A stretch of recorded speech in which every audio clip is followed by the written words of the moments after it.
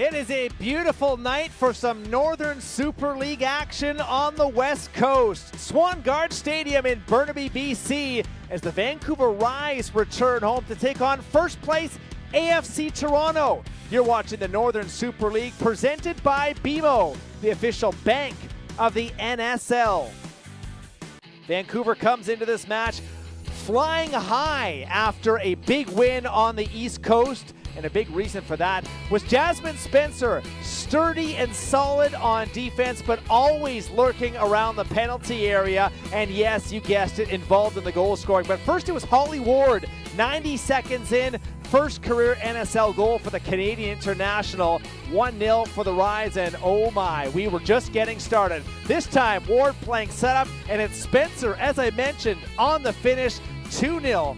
For the Vancouver Rise FC just before halftime. Quinn, a sweet strike to the bottom corner, and the goals just kept on coming for Vancouver. This 6 seconds in, yes, 6 seconds into the second half, first career NSL brace for Holly Ward. This is a shot from Stanton that takes a deflection past the keeper. 5-0 Vancouver. Quinn this time plays setup, and how about that strike from Mariah Lee? In and out of the back of the net in the blink of an eye. It's a record-setting win for the Rise. The first time that any NSL side has scored 6 goals, and it's the first ever away win for Vancouver. AFC Toronto comes into this match in first place, and a big reason for that is Nikki Small. Scored against Vancouver already once this year. Also tied for the league lead with 5 assists. Also leads the league in duels won and right up there in tackles as well. Small also has 2 assists in her last 3 games and has contributed to goals in 7 of 13. AFC Toronto and its heartbeat, Nikki Small in the midfield. A big reason why AFC Toronto right now has a 4-point cushion on top spot in the league so far. The Montreal Roses, even though Montreal beat Toronto in last week's match, it's still AFC Toronto on top. Vancouver right now with some work to do, 10 points back of the AFC Toronto, but with a game in hand. And oh yes, that 4th spot, one to circle, because that is the 4th and final playoff spot. The fans filing in, getting set for this match. AFC Toronto and the Vancouver Rise. Kickoff coming your way shortly from the West Coast.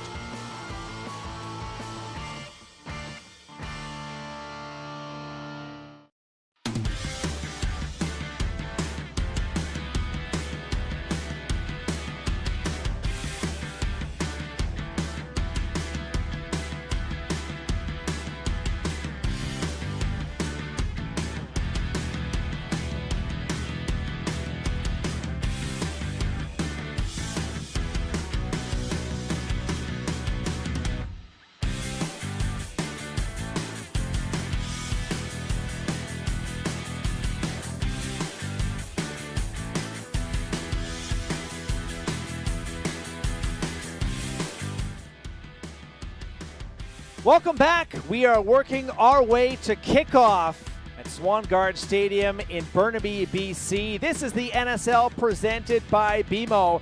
The Vancouver Rise flying high after that record-setting win. Here's a look at the starting 11 from Anya Heine-Muller. Just one change for the Rise in this match, and it's the veteran Nikki Stanton drawing into the starting lineup for the first time since May the 11th. Quinn not available and not in the team today for Vancouver. Holly Ward up top, dominant. Not 1, not 2, but 3 goal contributions on the East Coast last week. We had a chance to catch up with her pre-match. Team travels across 4 time zones to pick up your first away win of the year, and it's a record setter at that. How do you use that game now to maybe develop some momentum here as you come back home? I mean, I think the game just gives us confidence, and it's been what we've been aiming to do this whole season. So yeah, we're just taking it. We're all really excited, honestly, and happy and proud of ourselves. So yeah, just taking that into our next games for sure. And you were all over the match sheet with 2 goals and an assist. I know you were involved in a lot of the build-up play as well. You're scoring for the national team. But I'd love to know, what part of your game are you the most proud of at this point of the season? I think I'd like to say, like, I think I'm an exciting player, and I like being exciting to watch, and I feel like that's what makes it the most fun for me. So hopefully that. All right. Thanks for this, Holly. Thank you so much. Let's take a look at AFC Toronto now. Marko Milanovic makes 2 changes to his starting 11, including bringing in former Japanese youth international Aoi Kazaki. Scored against Vancouver back on May the 11th in a 1-1 draw. Nyota Katembo comes out, picked up a knock in that last match. Sarah Rollins, the other change, drawing in the left side of this back line. Croy Soto drops to the bench for the first time in 6 matches. One of the heartbeats of the midfield, we talked about Nikki Small, but her teammate Emma Regan, the captain, is also right there. And we spoke with her just moments ago. Emma, I know your side is looking for that bounce back after the 5-match win streak came to an end last weekend, but you also have another impressive streak going, and that's 5 straight away wins. So tell me, what's been the biggest key to your team's success winning away from home this year? I think just our mindset is the same going into every game, at home, away. We really have the mindset that we're coming to win, and we believe we can win each game. So, yeah, I think our away record is very impressive. We're hoping to continue that, but nothing changes game to game. And you're one of 5 players to play every minute of every game so far this year for your team. You're also heavily involved with the national team as well. So how are you feeling, first of all, at this point in the season, and how do you sustain this high level of play going forward? It's definitely tough. Lots of recovery strategies going into the performances week in, week out. But I'm just ready to play every game. I can't wait to play. We train to play for these games, so I'm ready. We prepared all preseason. I feel good. So, yeah, I'm just excited to take each game by game. So excited to be back at home here in Vancouver, and we really are going to push for this one. Thanks, Emma. Thank you. Yes, Emma Regan, a Burnaby, BC native, so the 25-year-old Canadian international coming back home. She scored already once at Swangard Stadium. It was a beauty in the 2nd minute, just outside of the top of the box. Holly Ward aims to keep the goal scoring going as well. This has all the makings to be a very interesting fixture. 2 previous contests were both very close. A 1-1 draw at York Lions Stadium in Toronto back in mid-May. And just before the international break, Toronto scored a 3-2 win. Yeah, a bit of a thriller here at Swangard Stadium back in mid-June. So Vancouver looking for its first win against AFC Toronto so far this year. It's the 3rd of 5 fixtures between these 2 East-West rivals.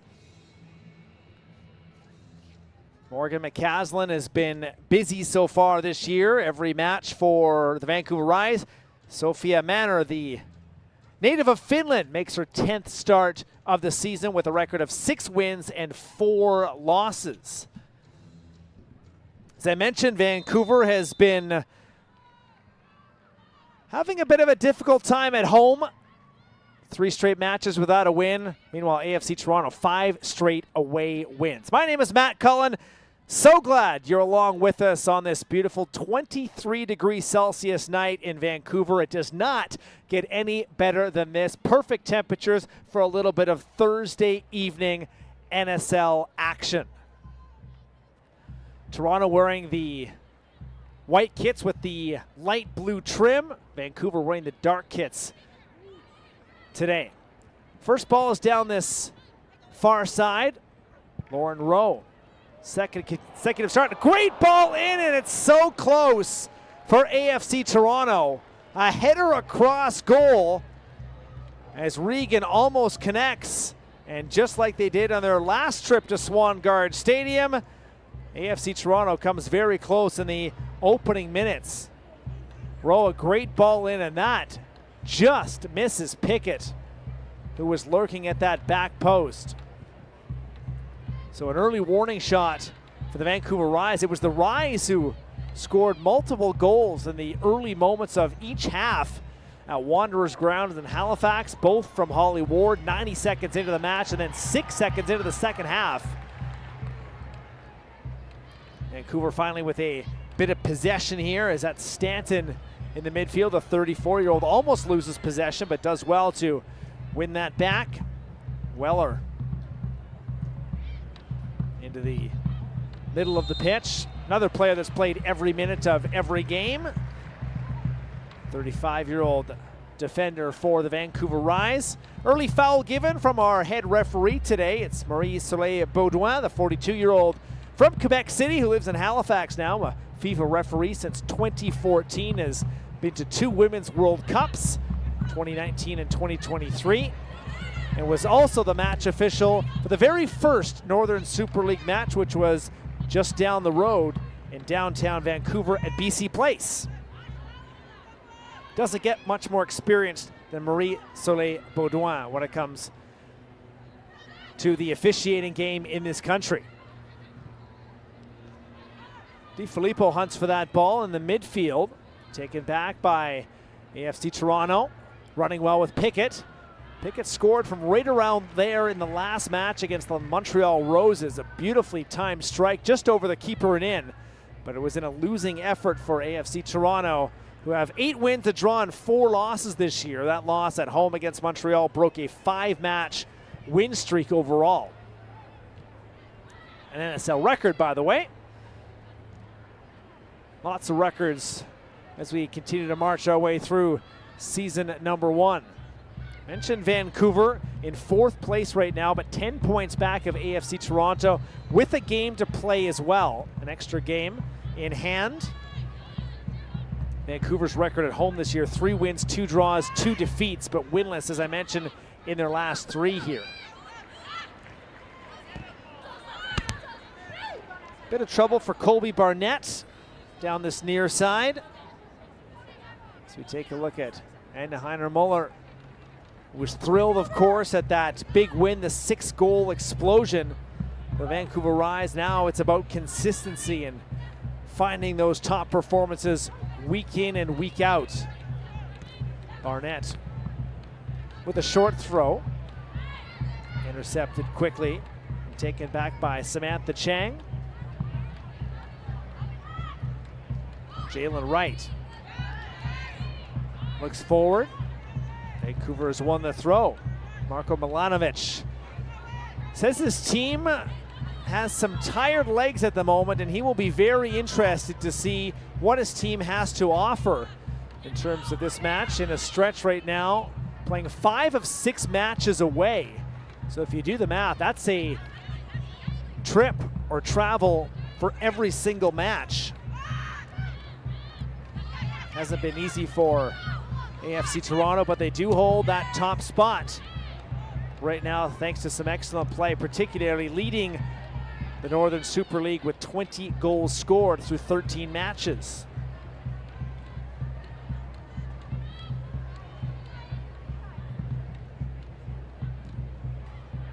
Kazaki plays down, but it comes back to Weller. And Vancouver's captain plays back to the keeper, Morgan McCaslin. Leads the league in saves this year, but also leads the league in goals conceded. It's a sign of a busy keeper.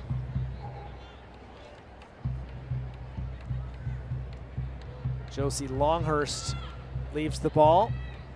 Played quickly back in for Longhurst, who gives it away. Hunter's on top of this ball, so is Pickett. Pickett is spun around and taken down. Looks towards the head referee. There's no early penalty. This play continues on. Barnett taken down by Longhurst, and that's a crunching tackle. Barnett, who always plays the game at 100% speed, took a few knocks in the last match against the Montreal Roses. DiFilippo on this ball, looking for Ward. Ward is whistled on the foul. Got tangled up there with Nikki Small. Shares the team lead with goal contributions this year. Michaela Small, 3 goals, 5 assists. Kaylee Hunter, 6 goals, 2 assists to match that with 8 goal contributions so far this year. Pechersky, some nifty play, plays out wide. Longhurst Plays this ball back, taken by Chang. Chang's ball, a crafty one. It's into the penalty area. Put back in towards the middle. This one sent just up and over. Samantha Chang, that close to her first career NSL goal. That's some great buildup from the Vancouver Rise. Paczurski, great play just to hold on to that ball and finds Chang full speed into the penalty area. Chang has really grown into a nice role for this Vancouver team. He's played 90 minutes in the last 5 matches. A stark comparison for from the first 5 matches of the season where she didn't play 90 minutes at all. So really developing into a big role for Enya Heiner-Muller. This is a ball that's dealt into the penalty area, and it's off of the side netting this time as the two sides exchange chances within the first 10 minutes, as that's another ball in for Lauren Rowe. Rowe with good speed is able to get by the defending of the 5'11" Ariel Young, who's making her 5th straight start in Vancouver's back line. Doesn't feel like we're heading to a 0-0 contest here tonight. I hope I didn't jinx ourselves here, but early chances so far set up for a promising match. Battle right now in the midfield. It's won by AFC Toronto and played back again to Hansen. Hansen has Rollins in the middle of this back 3 for Marko Milanovic. And this ball is just sent into touch on the far side.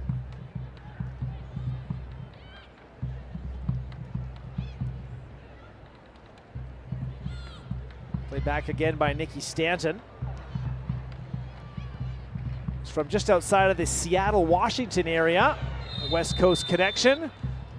There's a hard foul, and it is given for an AFC Toronto free kick as Jasmine Spencer seconded that ball and therefore whistled on the foul. Ball sent deep for AFC Toronto. Ball is crossed in. Headed back towards goal by AFC Toronto. Ahmed Kazaki tries a crack from outside the penalty area. That's how she scored in the 84th minute at York Lions Stadium against the Rise. Just a beautiful strike, made it 1-0 at the time. Jessica DeFilippo had a 94th minute header to tie the match in the first fixture between these two rivals on the season. Rose ball towards Weller. Defends that well. Wright is there and aims to clear it away. Paczurski, DeFilippo, some hold-up play. Aims to create some time and space for the Vancouver Rise, as Young will play back to the 25-year-old keeper, McAslin. Chang plays a forward ball to Wright, who does have to hustle to make it there on time. Weller's ball back to the keeper. It's a heavy touch. Look out. This could be all sorts of trouble, and it's a gift for AFC Toronto. Kaylee Hunter, goal number 7 on the season, as Vancouver makes a mess of it coming out of the back end. And AFC Toronto, early on in this match, has a 1-0 lead on the road. Well, you could just sense that Vancouver was getting into trouble, and the touch much too heavy from McAslin, and that is costly. Kaylee Hunter, the 17-year-old, who hasn't scored a goal in each of her last 2 matches, quickly corrects that. Give her now 6 in her last 5 games. And of course, AFC Toronto's always got the celebrations, and that looks like the viral Coldplay celebration there. Made a few trips around the world with that, hiding away from Chris Martin, and well, AFC Toronto will celebrate in a unique way. But what really counts is the 1-0 scoreline so far early on.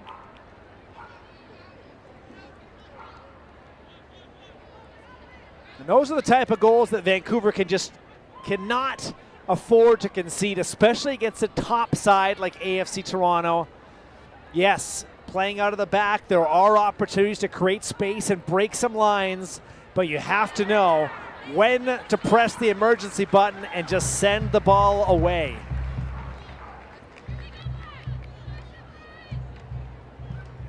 Ball comes in, it goes wide of the keeper's net, so Sophia Manor will prepare a goal kick in the 12th minute.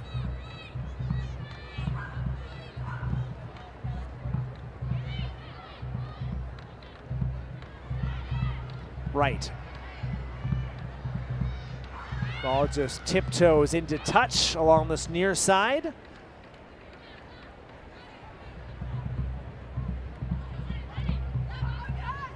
Chersky does get a boot to it, but it does come down neatly to Rollins. Hansen looks at Small. Ball forward to Rowe. Rowe is taken down, but Rowe is whistled on the foul this time. And that's Ariel Young, slow to get up.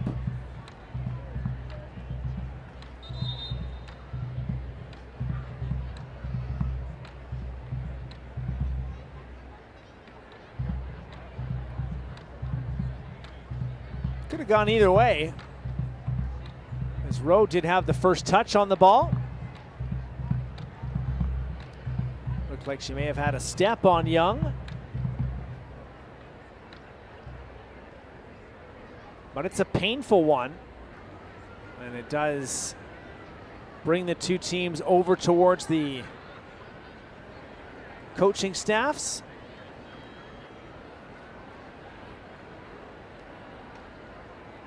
Marko Milanovic certainly has to be thrilled with the way things have gone here in the early going, particularly with the difficult travel schedule. AFC Toronto had 3 matches in 8 days, which finished with a 2-1 defeat to their rival from La Belle Province in Montreal. And then no time to rest as it's out to the West Coast. 5-hour flight or so.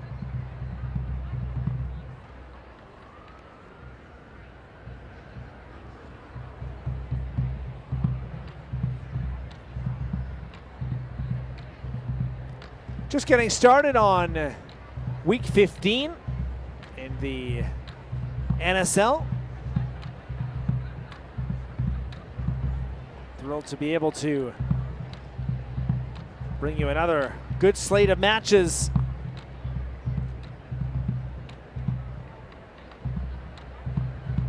Mentioned early on, we will head to Ottawa tomorrow for a 7:30 p.m. Eastern start. Halifax Tides will be heading into the nation's capital. Then Saturday we finish with the Calgary Wild on the road at Stade Boreal in Montreal.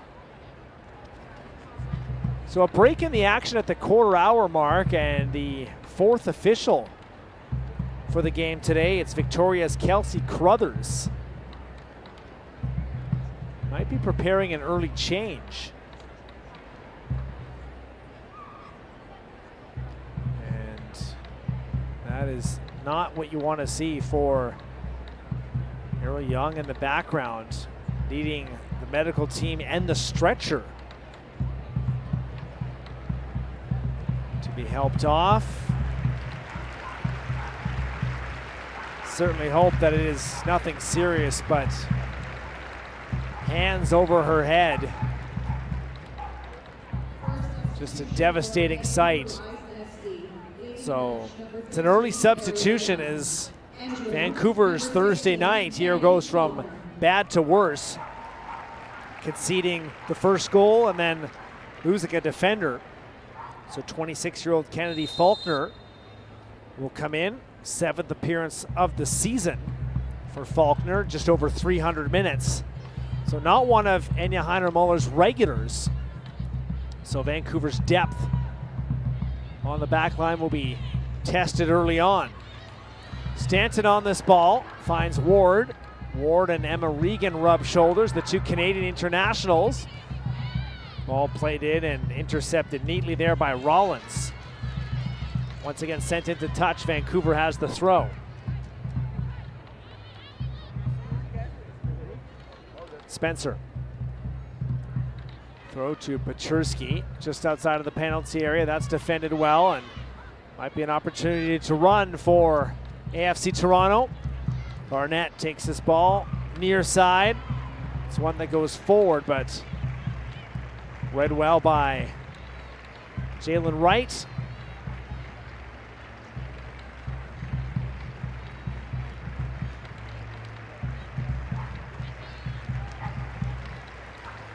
Once again, another ball sent up and over the top. And headed away from the Vancouver goal.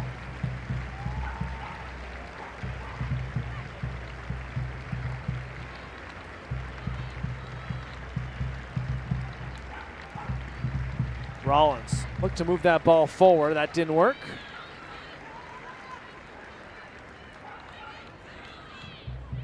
Once again, Rollins looks for Barnett. Good speed and a great left boot. Vancouver has won the throw. Once again, it is Wright. Another ball lost here by the Rise. That's going to bring up Colby Barnett. Into the middle, Kazaki. Kazaki's ball top of the penalty area. That defended well and sent away. Taken back by Sarah Rollins. Into Rowe. Rowe pushes the ball into the arms of Morgan McCaslin.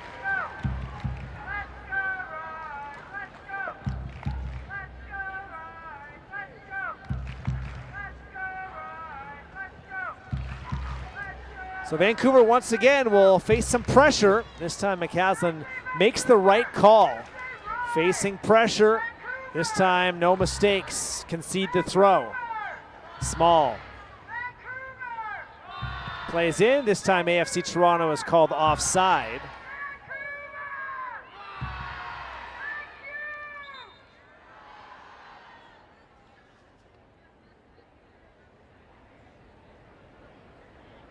Marie-Soleil Baudouin makes sure that Kennedy Faulkner has got the right place after the flag went up.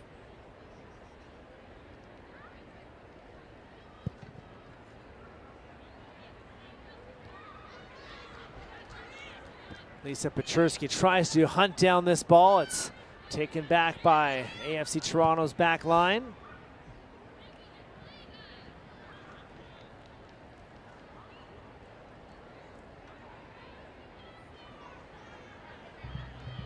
Wright's been active so far through the first 20-odd minutes.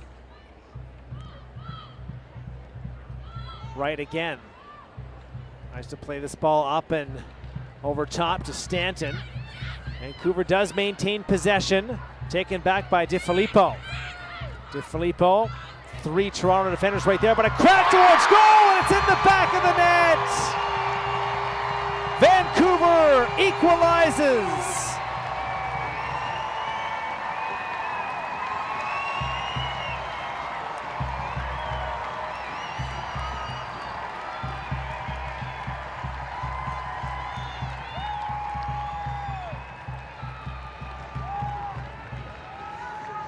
Well, that gives the home fans something to cheer about. We're level at 1. Some great hold-up play from DiFilippo. And it's capitalized by Paczerski. Rockets that ball into the back of the goal. And maybe all can't be forgiven from that opening blunder from the Rise.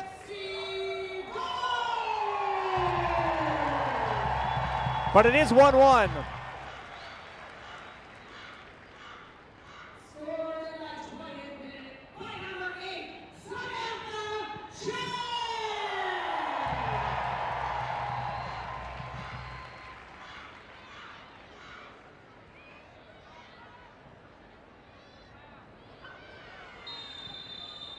Ball sent back, and it is A yellow card.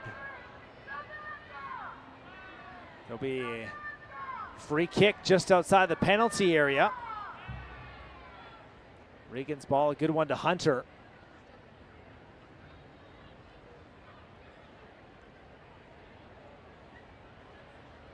And Faulkner, who just came into the match, has just picked up a yellow card. That's her first of the season.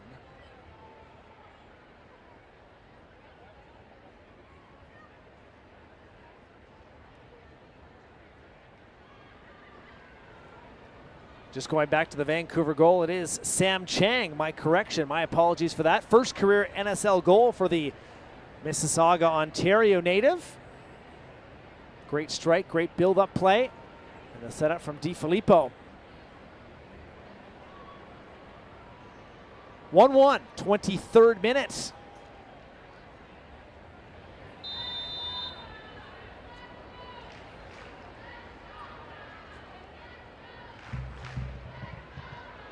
Hunter's ball right into the wall. It does its job. Longhurst chases down this ball. It's just out of the reach for Hansen, but it does go for an AFC Toronto corner kick.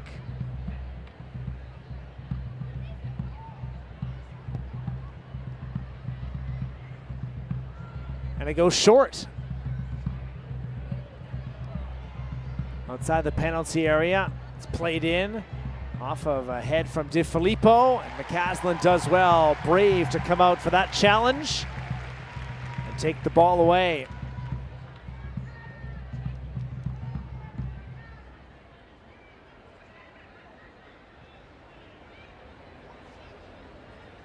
Faulkner goes back to the keeper, Weller.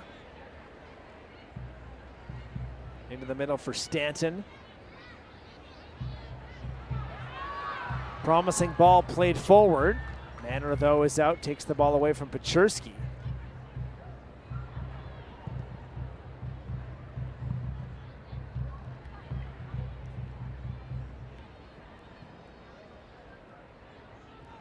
Sent away again, Chang in the midfield. Right. Looks at Josie Longhurst. Quickly countered by Cathro. And now Barnett.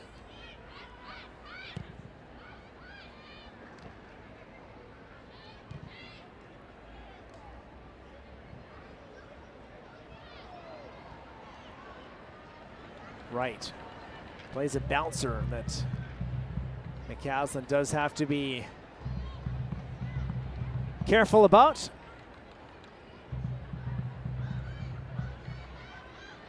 In the middle, taken back by Ward. Sees a few AFC Toronto players and taken back by the league's top side. Kazawi didn't see DiFilippo coming.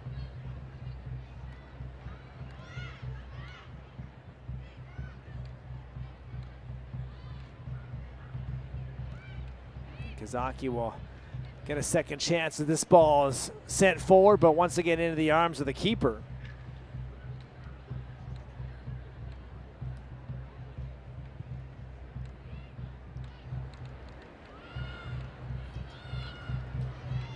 Sent away into touch by McCaslin.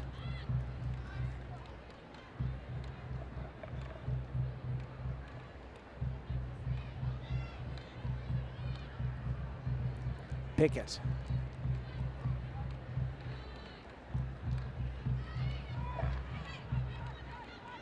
Sent forward to DiFilippo. So once again, Vancouver might have an opportunity to start an attack, but quickly thwarted by AFC Toronto.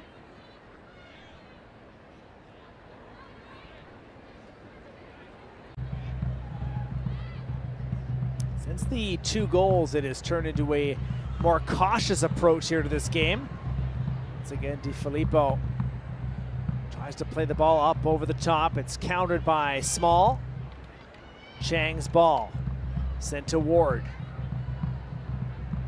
AFC Toronto do have numbers back, but Ward carries on into the penalty area, finally muscled off the ball. Taken back again by Toronto. Cathro will find Colby Barnett. Cathro. Good short ball. Barnett.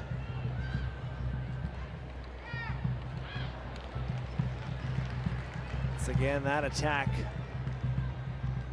quickly snuffed out. Very open start to this match. The last 5 or so minutes, 5-6 minutes, been much more cautious.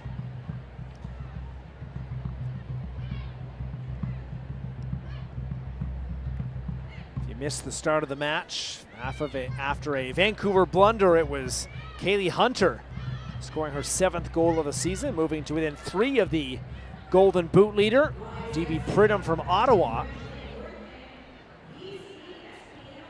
Ariel Young did have to leave the match early on due to injury in the 15th minute.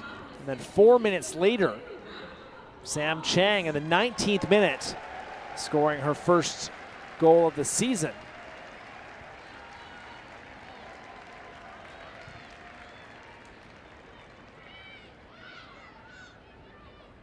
Beautifully struck ball into the bottom corner.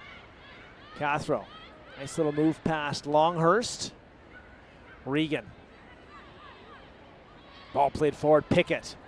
Good drive, but the ball played short, and that allows the Rise to take that chance away.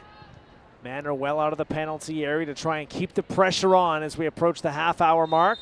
Small is dragged down, and Nikki Small has done enough to win a free kick in Vancouver territory.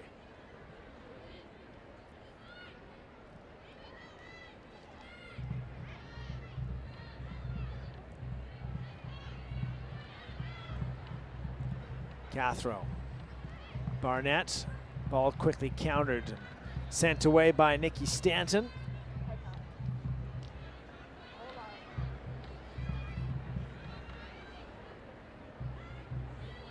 Rollins will look to Hansen. The right side of the back three. Rollins. Good ball ahead to Barnett. Ball skips away from the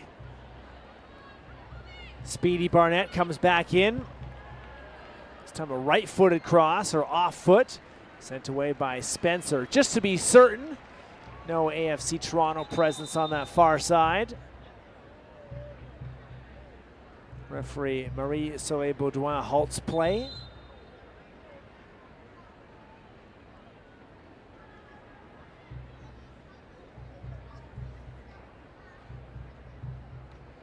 As one of the Vancouver players is shaken up, so the medical staff will come on, and it is Sam Chang looking for some assistance. And speaking of Sam Chang, let's take a look. About 10 or so minutes ago, Jessica DiFilippo with some great hold-up play, ball into the middle, and it's struck beautifully by the Vancouver midfielder. Waited a while for number 1 on the season, but she'll remember that. Hit beautifully.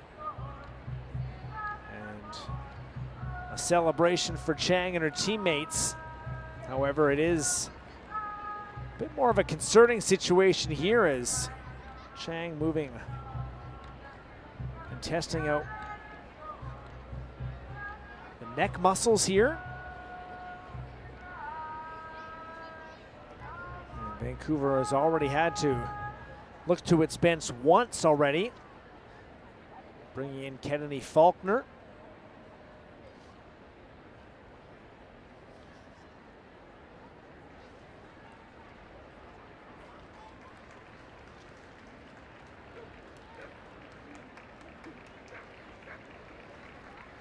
Katie Collar, one of the assistant coaches, looks down as Chang is able to make her way on her own power towards the sideline. So that's some good news. Great crowd on hand. Swangard Stadium. Crowds and energy have been great here all throughout first part of the season. As play resumes, AFC Toronto looks for its lead back. Small Goes to one knee, quickly back up Regan. Turns this ball and it's sent into the penalty area. Good ball played back. Pickett looking for goals perhaps and back-to-back. Taken back by the Vancouver Rise. That's away from Kazaki. And played to Cathro.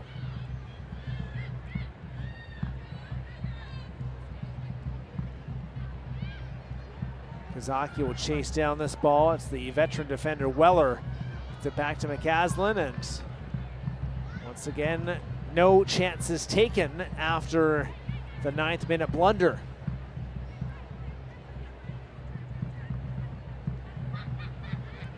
AFC Toronto knows that they can press and they can find some results. They can maintain it over 90 minutes. Could be a major weapon. Hunter again, this time runs into Kennedy Faulkner, who does a solid job. Faulkner from Scarborough, Ontario, just east of Toronto, has 4 caps for Canada, going all the way back to 2015, 10 years ago. 16 years old, was one of the youngest center backs, the youngest center back, in fact, in Canadian national women's team history. Under 17 Canadian Women's Player of the Year as well that year, former UCLA Bruin. So it does provide some good experience for Vancouver. Right now the Rise set to prepare on this free kick. It is Faulkner, who does have to be careful. Picked up a yellow card moments after she entered into the match. Small has to track this ball down. Ward thought she had won the ball, but Small had other ideas. Finally, Vancouver wins us back. This is Pechersky. Ball is into the middle. It's easily intercepted by AFC Toronto. Faulkner with some fancy footwork. Long strides from the defender. The first half substitute looking for Jessica DeFilippo. And now AFC Toronto might counter with numbers. Pickett looks towards the goal, and that just misses. Pickett scored a goal similar to that against Montreal, but this time she was maybe 15 or 20 yards behind that spot and might have caught McCaslin off of her line just outside of the center circle. Pickett, great weighted ball, and if that is maybe 4 or 5 yards lighter, we're talking about a 2-1 lead. As another big warning shot sent towards McCaslin. When Pickett has the ball, you have got to be sharp. That goes for everybody on the pitch.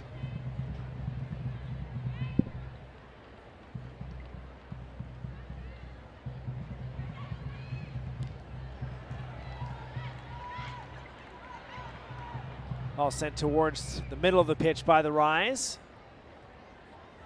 Longhurst waits for this ball, but Barnett, off balance, is able to keep play alive. Barnett to Rowe.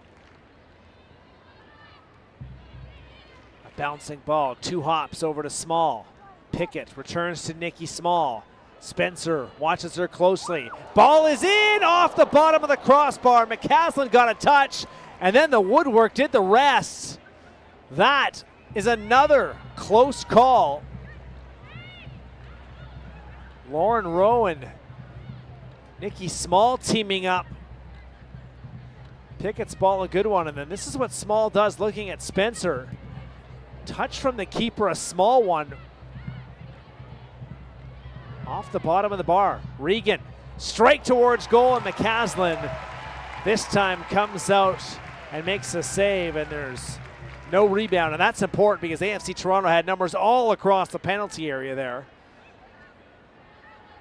Stanton is able to get out of the way of a challenge.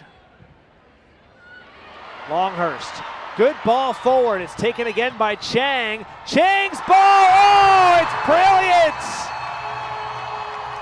From way out, Sam Chang has a brace.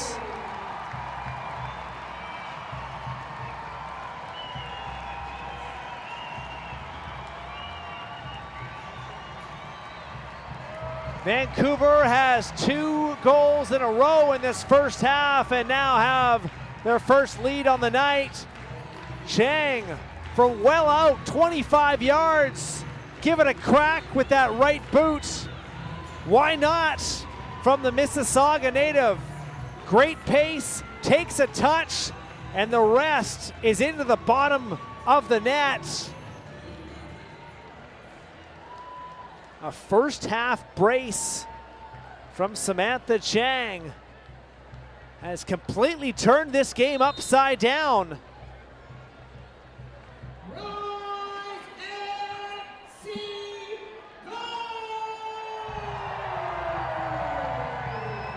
Chang, the 8th NSL player to record a brace.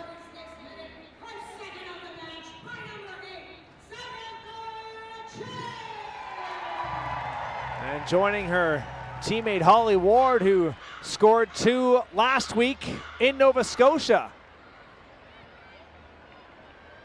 Small has to fight hard, and there's contact in the penalty area, but the head referee says that's shoulder to shoulder. There's nothing more there, and it's a Vancouver goal kick.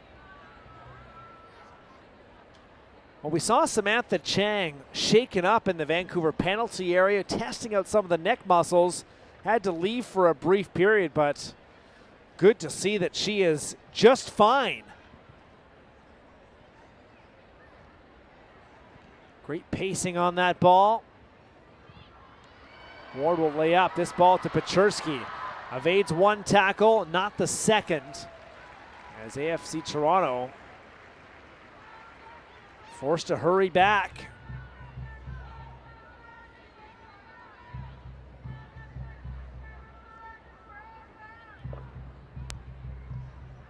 Ward will hand this ball off. Quickly, he's able to get around Small. Holly Ward crossing into the middle. DeFilippo is there with the kick of the ball. It's off the side netting. And all of a sudden, Vancouver with all of the momentum here at home. DeFilippo coming close to her second goal contribution of this match. Takes that ball, second touch with the left boot. Off the side netting, and that close to being a 3-1 goal. As what started out so well for AFC Toronto is turned into a complicated affair. Stanton doesn't realize she has company, but plays a good ball ahead to Chang. Only one player in NSL history has a hat trick, and that's the Golden Boot leader in DB Pridham of Ottawa. Scored 3 in a 4-0 rout over AFC Toronto.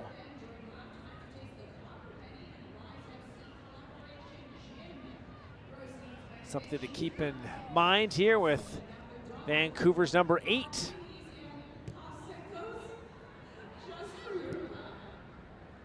Five or so minutes before halftime,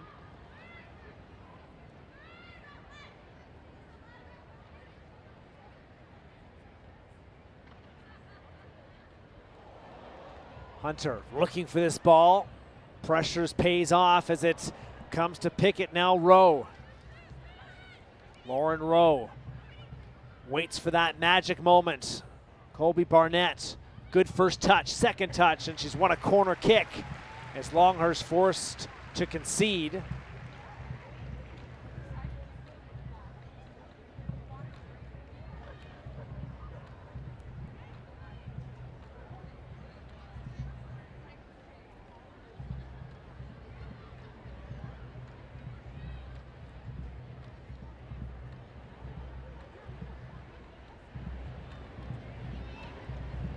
Regan from the corner flag. Once again, AFC Toronto plays short. Barnett. Ball is in, sent away by Faulkner. Holly Ward trying to get around Kazaki. Aoi Kazaki. Goal and an assist so far this year. This ball is sent up and away, but Sophia Manor there to recover quickly.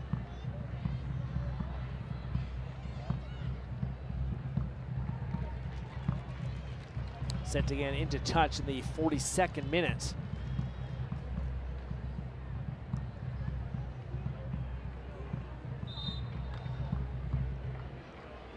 Marko Milanovic will have to do some brainstorming here as we move into the final minutes of this first half. AFC Toronto controlling the ball at 54% in terms of the possession. 8 attempts, 2 on target. Vancouver 5 attempts, and both shots on target have resulted into goals.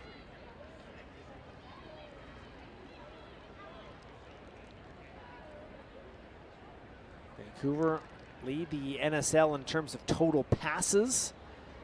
Over 500 more completed passes than any other team in the league. But right now it has been AFC Toronto with a slight advantage in possession. And it's another free kick.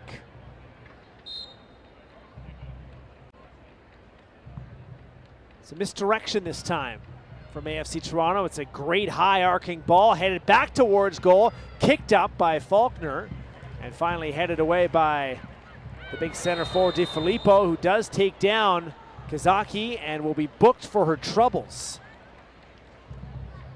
Second yellow card of the season for Jessica DiFilippo, who was late to this ball.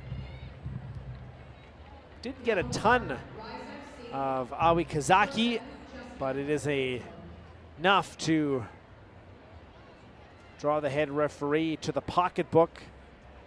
Second booking for the Rise in this first half to go along with Faulkner.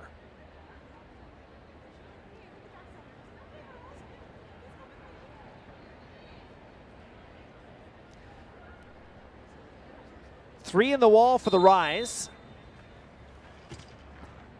Regan set to deliver. Good ball. Some hesitation from Morgan McCaslin, but in the right place at the right time. And is able to take away that set piece.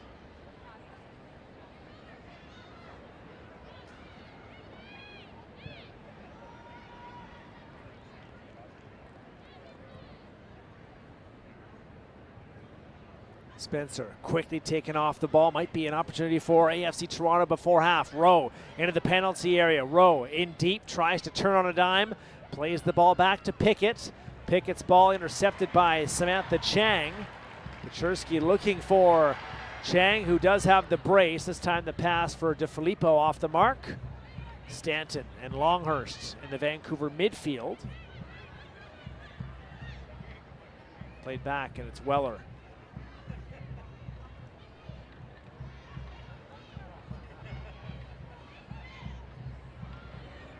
Looking at 6 minutes here of stoppage time.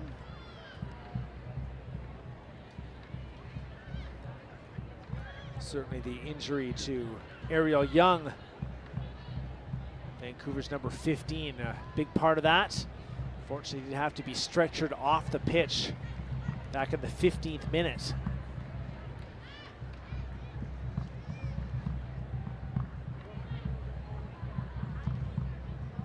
There is the confirmation from the fourth official, Kelsey Crothers. Pechersky quickly onto this ball, and quickly taken off. Longhurst does well to follow up. Played back into the middle for Chang. Chang's ball quickly intercepted by Victoria Pickett. And Regan's ball out to Nikki Small is a good one. There's been some space on that right side for AFC Toronto. This ball is sent in. Pickett does well to hurry. Faulkner goes down. Played back. Small strikes on goal, and McCaslin deep in her net. Had to be sharp, but a good save from the Vancouver Rise keeper.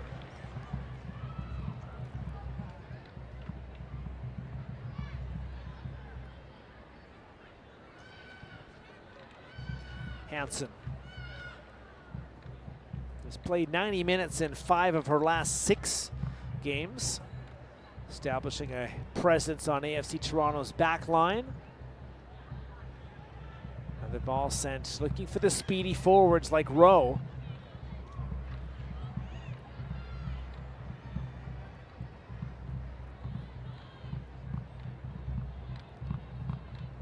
By Vancouver playing with the lead. It's already come from behind in this first half alone.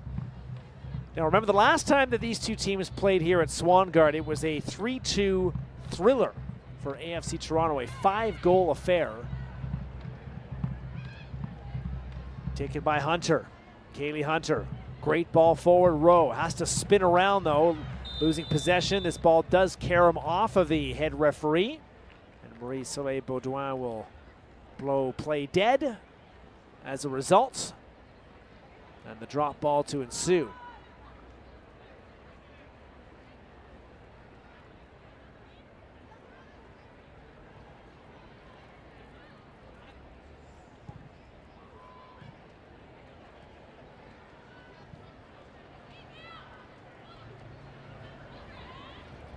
Barnett's ball.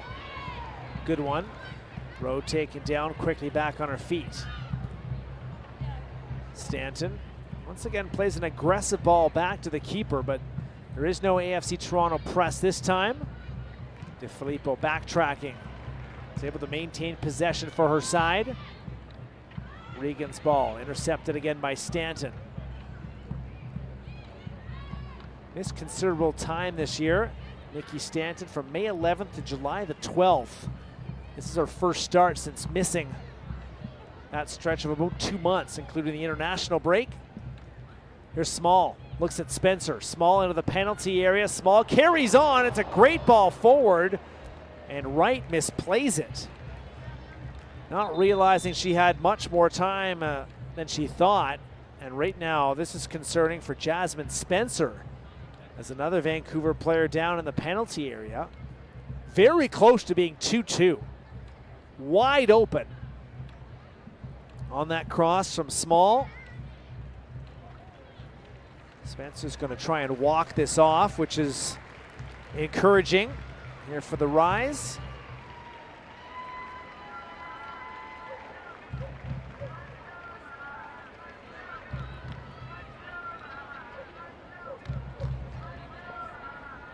It'll be the captain, Emma Regan, one of 2 players nearing 1,200 minutes as the league leaders in terms of minutes.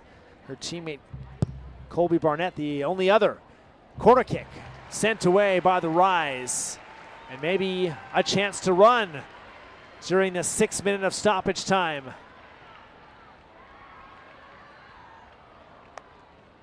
Holly Ward was looking for Pechersky down the left side. AFC Toronto does well to have numbers back, effective in defending in the transition.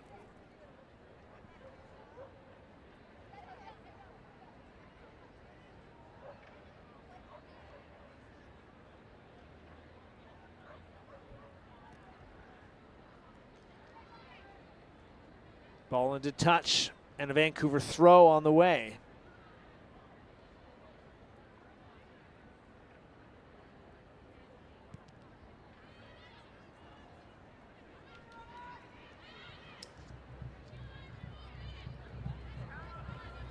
A Samantha Chang brace in the 19th and 35th minute.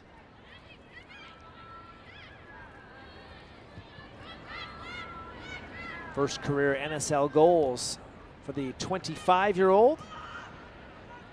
Does have 3 caps for Canada internationally, including at the Pinatar Cup earlier this year.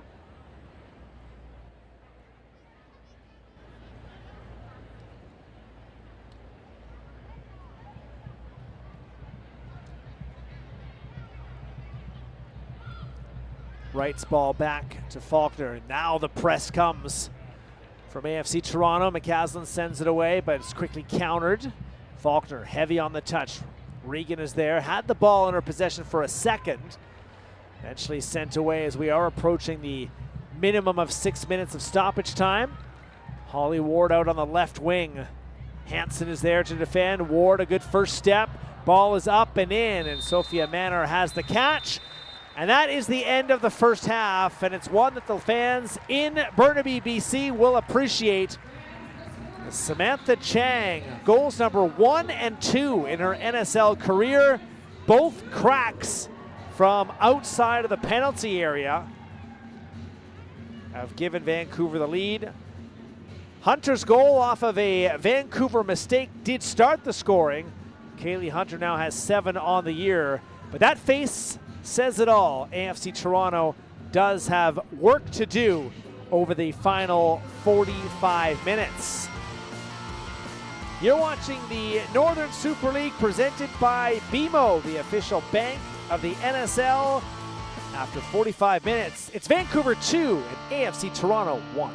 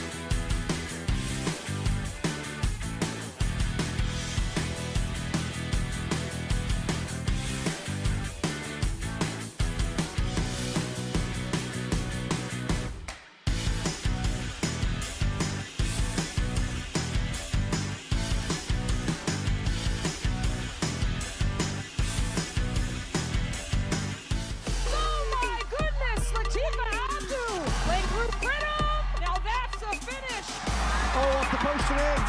It's the goal we've been waiting for. That is a highlight we will see over and over and over again. That is absolutely world class. Oh my goodness.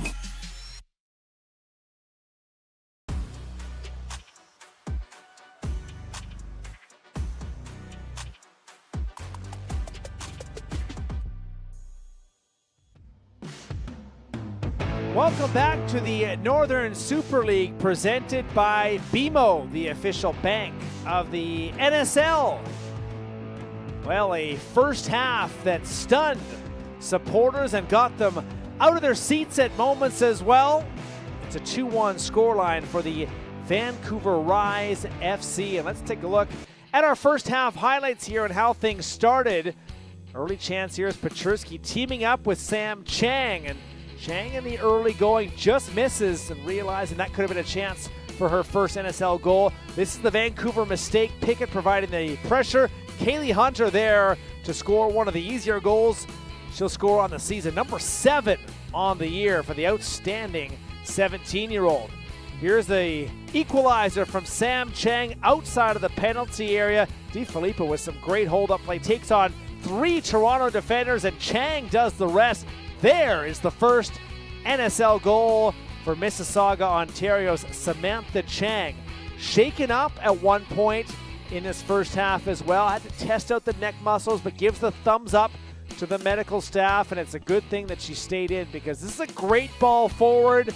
And then from well out, how sweet is that strike into the bottom corner for Chang? First career NSL goals. Yes, 2 of them. A brace for Chang. All of that in 45 minutes of work on this Thursday evening from Vancouver. Here's a look at the stats so far. AFC Toronto did have the bulk of the shots, 3 of them on target. 2 shots on target for the Rise, both of them goals. AFC Toronto, as I mentioned, in that first half with a slight edge in terms of possession. Something to watch for the Rise, already without Ariel Young. Do have 2 yellow cards to deal with as well. And AFC Toronto does have 3 corner kicks so far in this match. So it started well for AFC Toronto in the 9th minute with Kaylee Hunter. However, Chang scoring in the 19th and then again in the 35th minute. And the Vancouver Rise on top at half by a 2-1 score.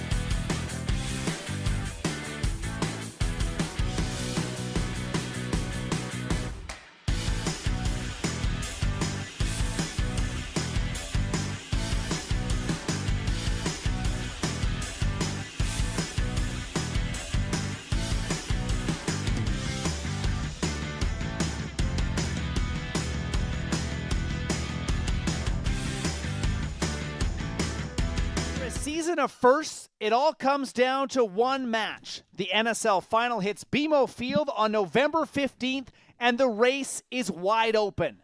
Which 2 clubs will rise to the top and earn a shot at being crowned the first ever champions of the Northern Super League?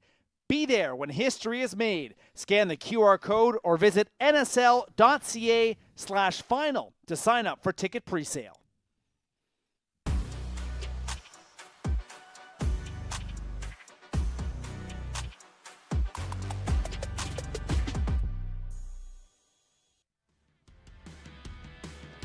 Welcome back to halftime on the West Coast. You're watching the Northern Super League presented by BMO, the official bank of the NSL. Well, she's been one of the heartbeats of AFC Toronto's midfield so far this year. That's Nikki Small, and recently she had a chance to catch up with TSN's Kayla Gray on the shift. Another match happening at BMO Field. I was there for the first one and I just could not, but also I could believe the turnout, the excitement, the people, the fans. As you think about number 2, what excites you the most and what were the emotions going through your mind when you first entered that pitch to see just the amount of support that was out there for you?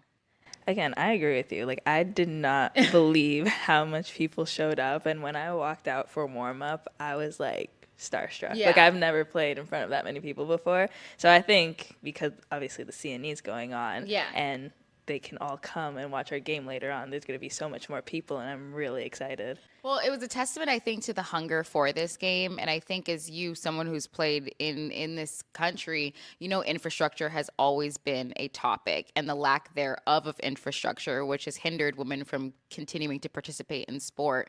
Now that the league is underway, you have games underway. Does it give you a moment of pride that, okay, yeah, you've kind of set down a foundation for the next generation to step into?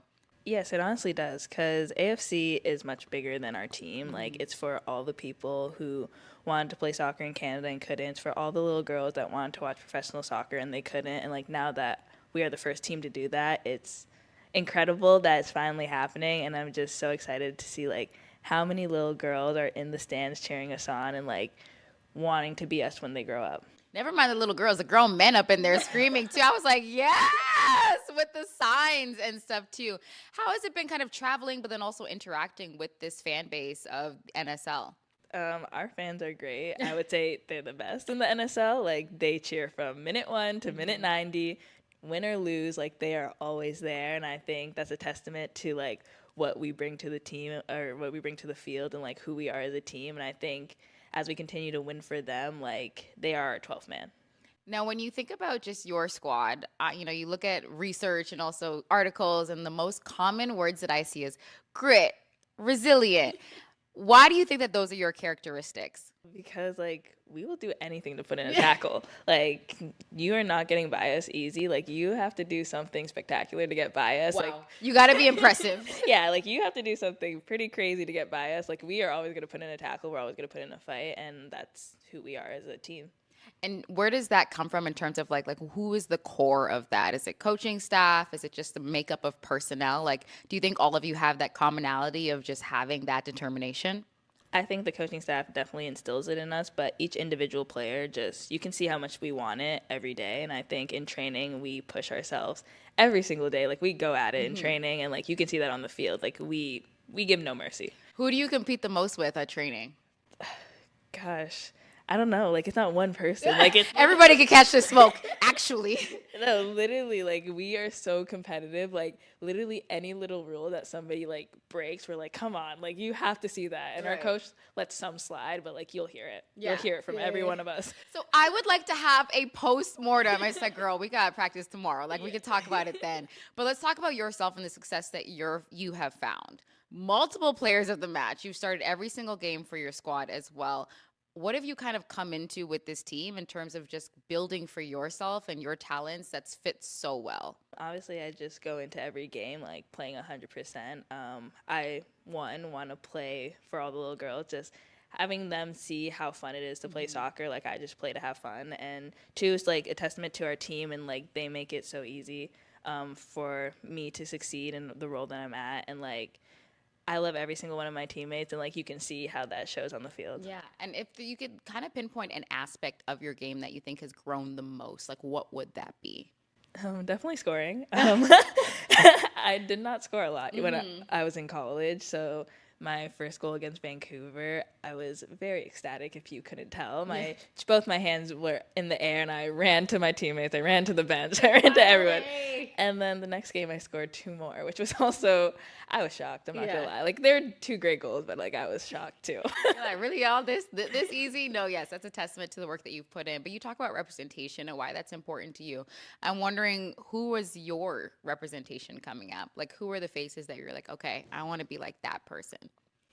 It's funny enough that I just love to watch soccer in general. I never really pinpoint players. Like, I was just that kid that would like put on soccer on Sundays and just watch throughout. Like, I loved the Premier League. I loved any women's game I could find on TV. Like, I would just watch soccer through and through. And I think that kind of shows in my game that I just watch so much soccer because I just love it. Okay, now I got to put you on the spot. Like, who, boy or girl, are your top 3? That's really hard. Come on. No, that's really hard. Come on now.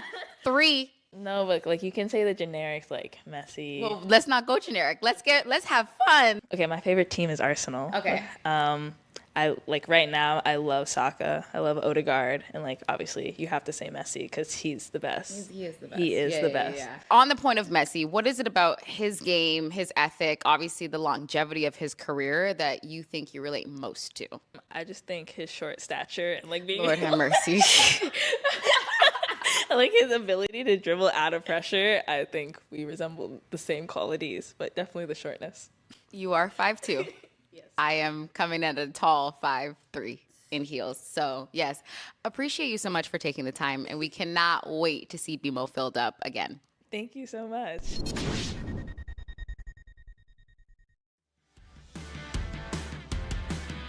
A couple of furry friends enjoying the action here at halftime. It's Bark at the Dark Night at Swan Guard Stadium. So yes, in good company tonight.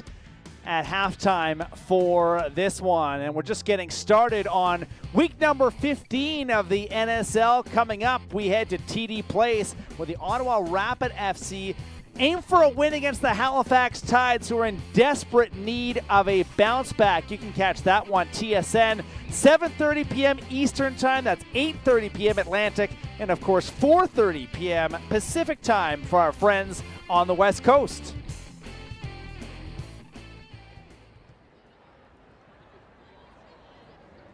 And we pick up the action moments into this second half. You're watching the Northern Super League presented by BMO, the official bank of the NSL.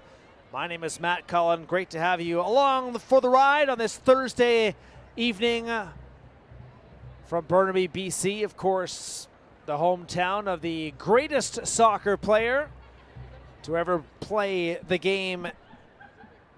Certainly wearing the Canadian red and white anyway. That's Christine Sinclair, and announced just recently that her legend will also live on in Portland as well. She'll become the first ever player inducted into the NWSL Club's Hall of Fame. Right now it's an AFC Toronto free kick. Ball is sent in to Filippo, playing on a yellow card, heads it away from danger. Nikki Small soars in, watched by Ward, and Ward is able to get a touch to the ball. It's a deep AFC Toronto throw. Just the second time this year that AFC Toronto has conceded multiple goals in the opening half. And the other was a resounding 4-0 defeat at home to the Ottawa Rapid. Start of a 4-game road trip for AFC Toronto.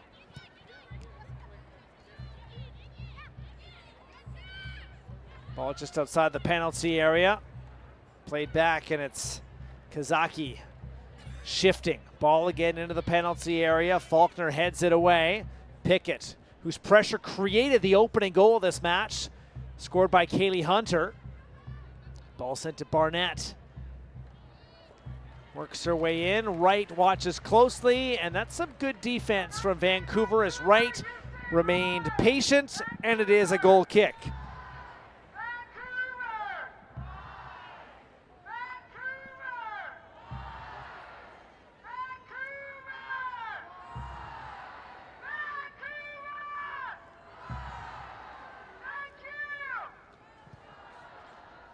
An energetic crowd at Swangard Stadium.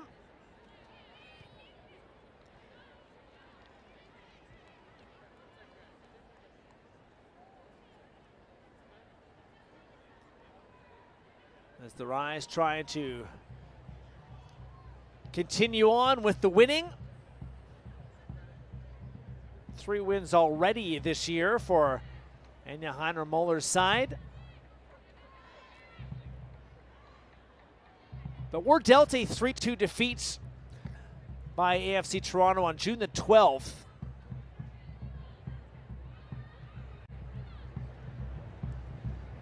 So aiming to make some amends.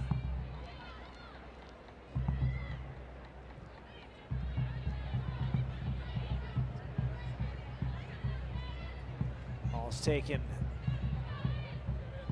by the defender Hansen. Rollins. Send this ball to Small. Looks at Spencer, tries to play this forward to Hunter. Hunter takes out Spencer. It's a delayed whistle. And Kaylee Hunter does not appreciate that. But in the referee's mind, it is a foul on the AFC Toronto teenager. Close on who touches that ball first. Spencer's mind, there was absolutely no doubt. She was in no hurry to pick herself back up off of this beautiful pitch. Everyone loves the natural grass surface. Marko Milanovic called it one of the best, if not the best, surfaces in the league.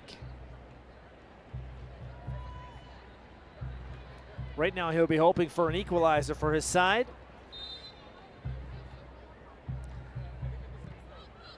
As AFC Toronto have not lost 2 straight matches since the first 2 games of the season.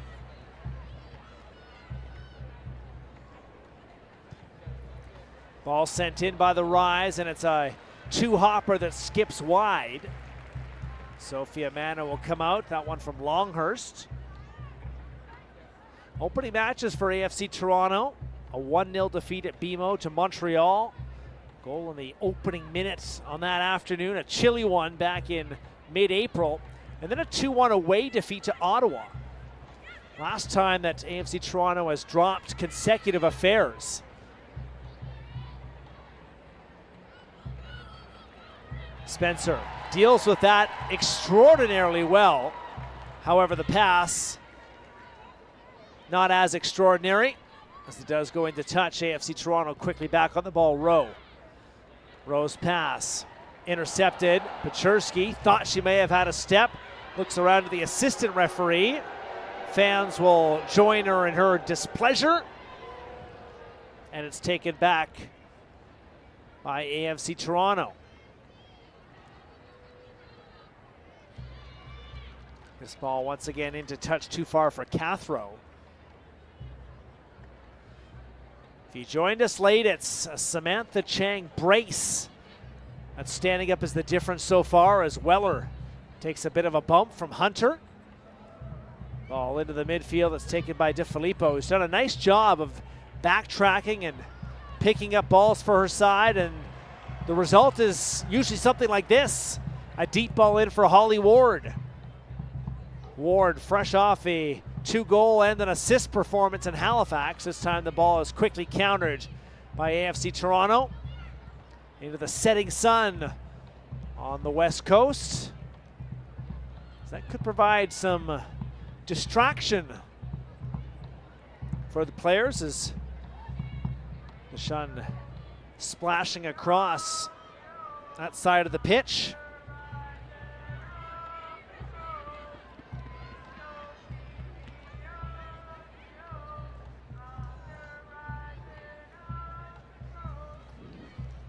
'52nd minute.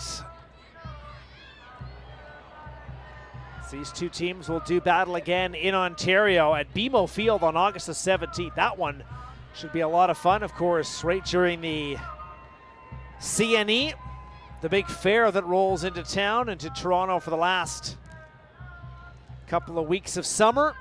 Of course, Vancouver has the same with the PNE, which is not too far away from Swangard Stadium in East Vancouver, just next to the Second Narrows Bridge. Final meeting will be at York Lions Stadium in North Toronto, September the 13th.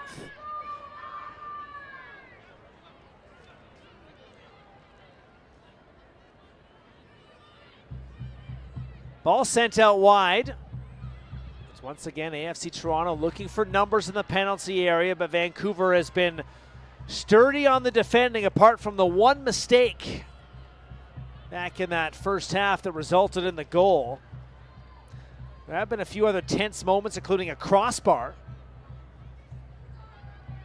that McCaslin had to nervously deal with. Right. Plays the ball to Longhurst. Chang in the middle. Taken back by Stanton. Ball ahead to DeFilippo. Good footwork from the center forward. Once again sent to Pachurski. Able to save it just in time. Lisa Pachurski. Ball into the penalty area, looking for Holly Ward. Not about 5 or 6 yards too heavy. If Vancouver is able to hang on to the 3 points, and of course that's still a big if, still in the 54th minute, the Rise would jump in the standings ahead of the Ottawa Rapid FC, at least temporarily. Ottawa would have 2 games in hand, but the standings would read Vancouver 18 points, Ottawa 17 in that third, fourth position. Vancouver might need some insurance. Ball comes back towards the middle. Straight towards goal, and Manor has the save.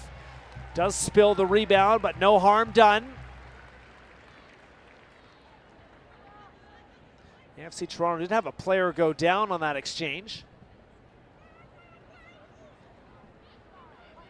But the keeper, Sophia Manor, in her 10th start of the season, was able to deal with that. Weller has some company down this far side.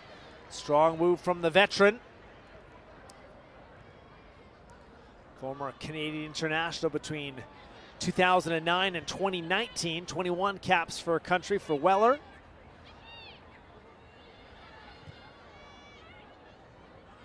Ball is sent in, and we'll go for an AFC Toronto corner kick. And speaking of Weller, we've highlighted a few of the players so far. How about the NSL's Iron Women? Every minute of every match. We've talked about Regan and Colby Barnett. Weller is there as well. McCaslin is the keeper. He's played every minute. And Ottawa defender Jaleesa Harris also in that conversation. Toronto has played 13 matches, though. Tonight is number 14. So for Regan and Barnett, the two you see right now, they'll be easily into 13, almost 14, or closing in on 1,300 minutes. Let's get my math correct. Corner kick once again short for AFC Toronto. Good ball sent in. Weller has to deal with it. Kazaki. First attempt, no. Second attempt is also not successful for AFC Toronto.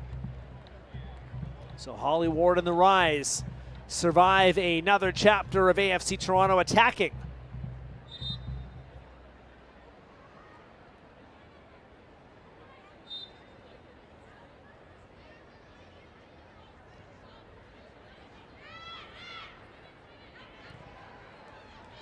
Stanton plays to Jalen Wright. Wright's ball to Longhurst. Time and space moving once again into the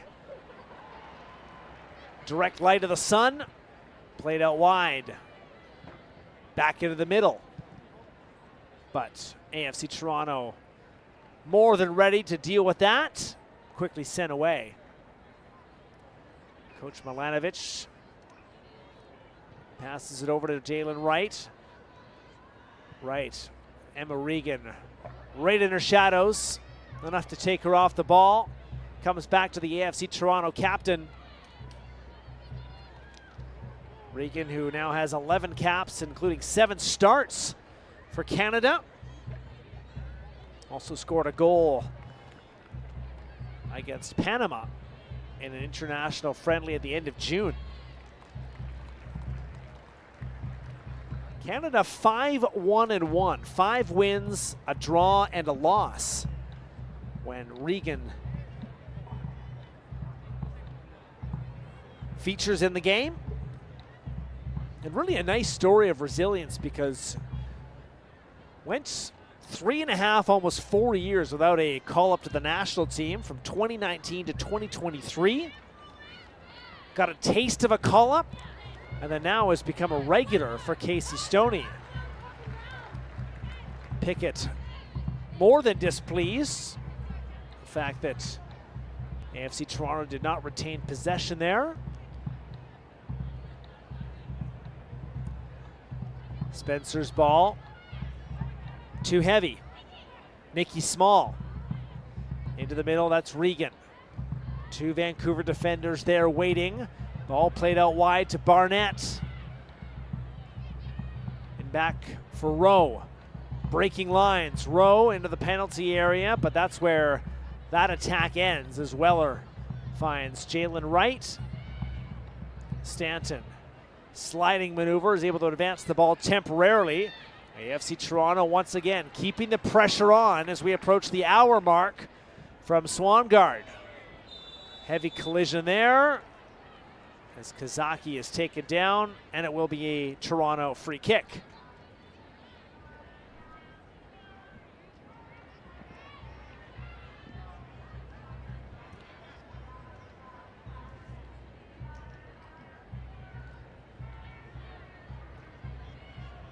Rowe will play wide again. Cathrow's ball held in on a neat play by Barnett.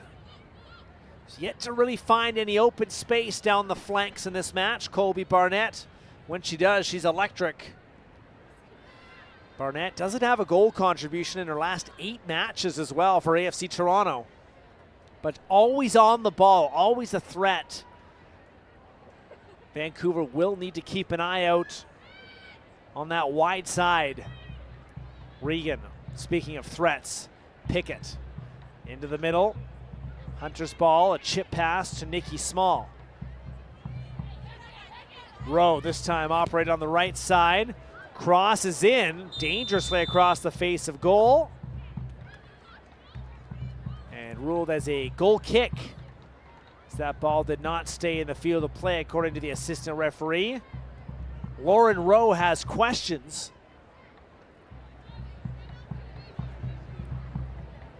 Another ball that McCaslin watches very close to her goal line.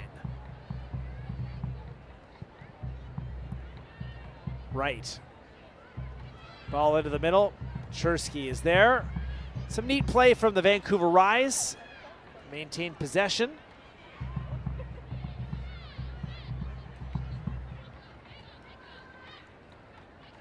Faulkner has to be careful as Pickett providing the pressure. It's the right call from the defender, the first half substitute. We've not seen any other changes since the injury substitution in the 15th minute. But there is activity on the Vancouver touchline. 3 players are making their way over to the 4th official. Weller's ball, a dangerous one as Kaylee Hunter has already scored once off of a turnover, almost was in position to make it a second.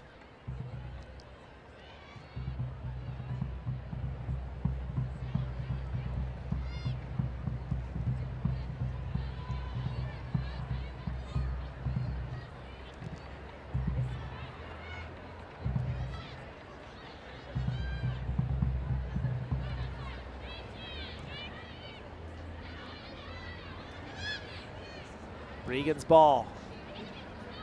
Top of the penalty area. Hunter, look out. McCaslin comes out.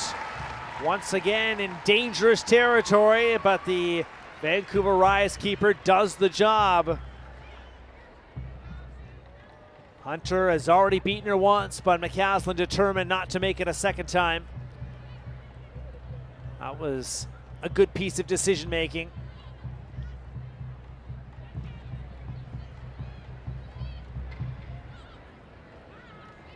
Longhurst will play back again to right.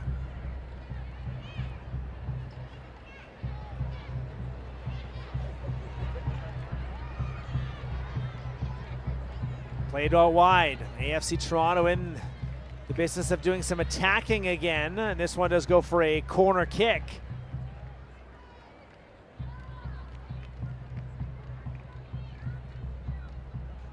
Gazland needs to collect some equipment there, it looks like. As it will be Regan heading towards the corner flag for the 5th of the match. Vancouver does not have one yet. This is where AFC Toronto can be dangerous. AFC Toronto captain wondering why there's a delay. Now ready to go. Ball is in. Spencer heads it away. Let's come back to Kazaki. Plays to Lauren Rowe with speed. This could be dangerous. Rowe and Spencer. Miscommunication between Faulkner and McCaslin. That beautifully dealt with by Jasmine Spencer. Very close to being in a vulnerable position there. As now the substitutions are set to come in. As Stanton will head off. And Jessica Cowart, the international of the Philippines, who was recently on international duty, will check in here in the second half. Mariah Lee, who scored her 4th of the season against the Halifax Tides, will come in center forward position for Jessica DeFilippo, who had another strong match with a goal contribution. And there will be a club debut for the 27-year-old former AC Nagano defender, Yuka Okamoto. As Spencer heads off, and Okamoto for the first time steps onto the pitch. for the Vancouver Rise. Over 100 professional appearances in Japan's WE League, the Women's Empowerment League.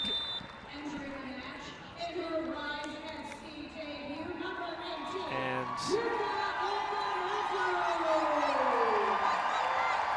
the fans giving her a hearty round of applause. So a club debut, an NSL debut for Vancouver's number 18, Okamoto.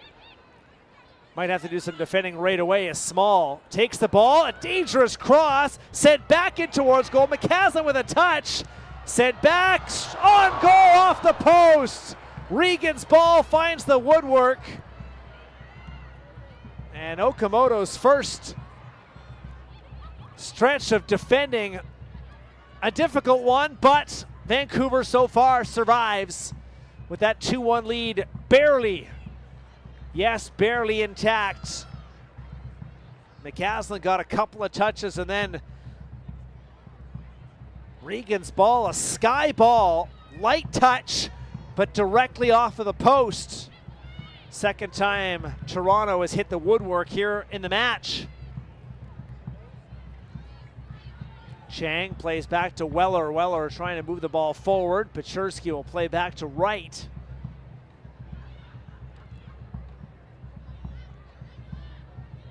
Vancouver will organize itself once again.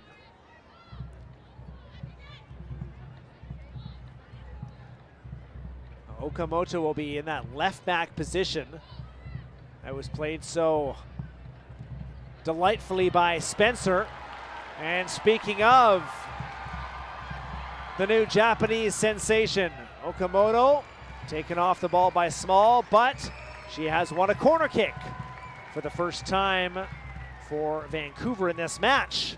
And a thumbs up. Why not?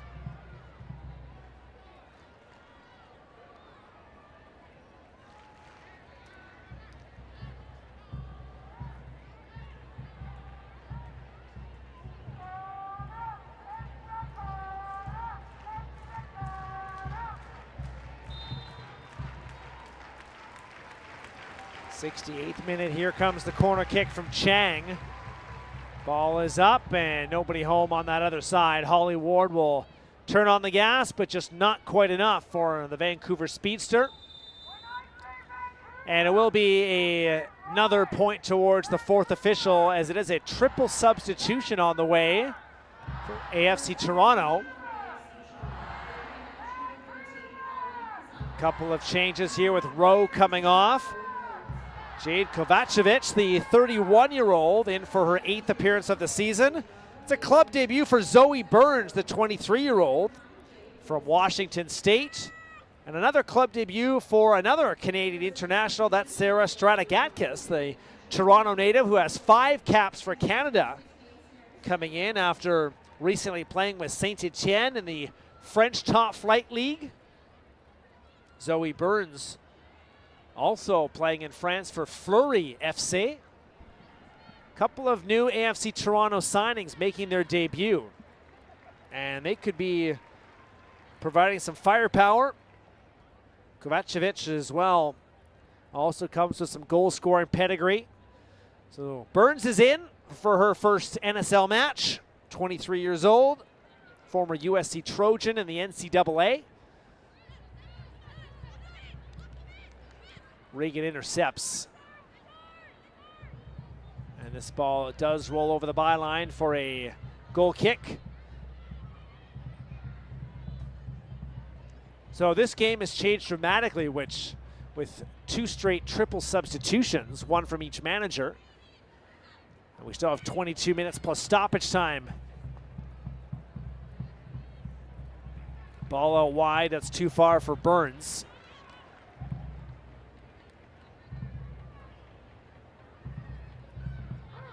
So Marko Milanovic will get a first look at some of his new signees.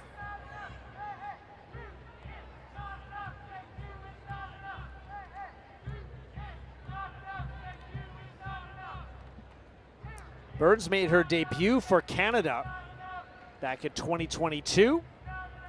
2 caps for country. played in a match against Nigeria on April the 11th back in that 2022 season.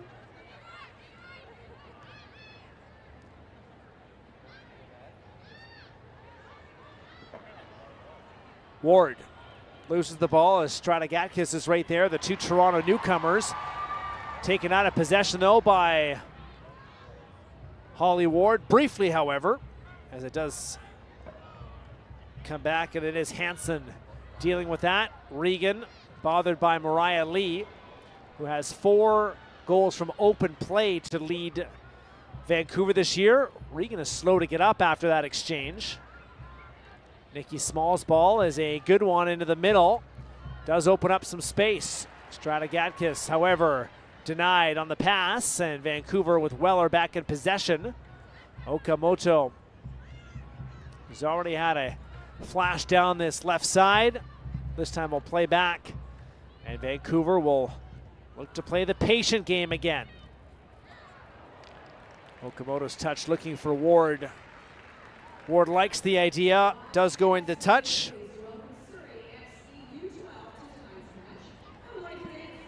Here's a look at how things have played out possession-wise so far. Not much change from halftime. AFC Toronto, 52%. But chasing the game right now and have been doing so since the 35th minute. Here's Ward. Goes right at Burns. Lee. Back up top, drive towards goal. That one had some promise to it. First touch for Jessica Cowart, who has now 39 caps for country with the Philippines. Neat little pass from Lee. Cowart coming off of a stint which saw the Philippines qualify for the AFC Women's Asia Cup. Defeats, or I should say victories over Saudi Arabia, Cambodia, and Hong Kong. They will play in the Women's Championship in August. Lee's ball, looking for Pachurski. Defended well by Cathro. Makes the smart choice, sends it into touch. Wright instructed to move up the pitch, which is often a rarity, but does make sense here. Ball is sent in again. Ward trying to push the ball over top of Hansen. Ward is then taken down. 2 AFC Toronto defenders there. Hunter had a small tug on the shirt, continues on as Vancouver struggles to get numbers back. Stratigatkis plays back into the middle for Burns. As the ball go up and over the top, and McCaslin does come out. Stratigatkis unable to run onto that ball. Stratigatkis does have a goal for country. Scored in the 2021 She Believes Cup in a 1-0 win over Argentina. Made her national team debut at the 2015 Pan American Games, which were held in her home city of Toronto.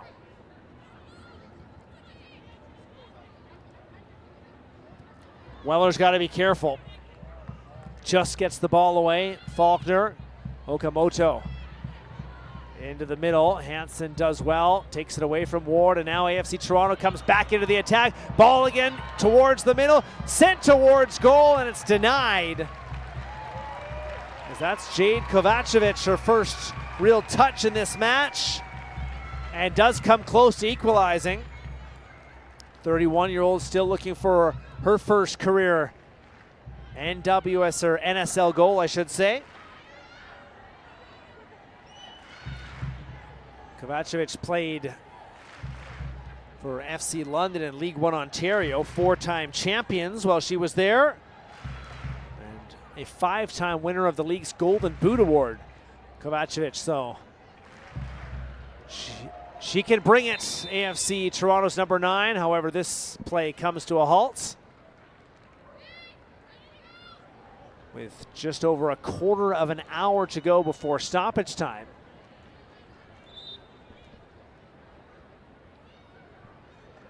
There is a look at the number 9 who spent the first majority, or the first part of the season majority, unfortunately injured.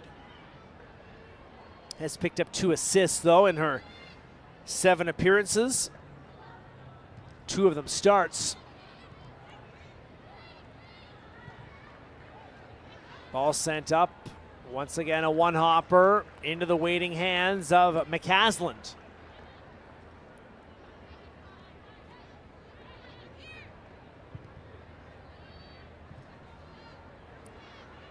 Mariah Lee struggles to deal with that, but does so quite nicely as it's played back to Wright. Wright makes a move on Hunter. Interception comes from Cathro. Mariah Lee, back-to-back games coming off the bench for Mariah Lee. Perhaps an eyebrow or 2 raised at that.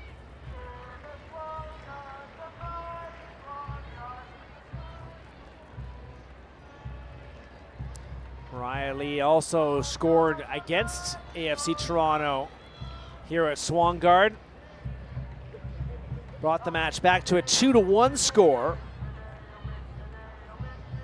Vancouver unable to catch up as moments later it was Nikki Small delivering a 3-1 goal, which eventually stood up as the winner.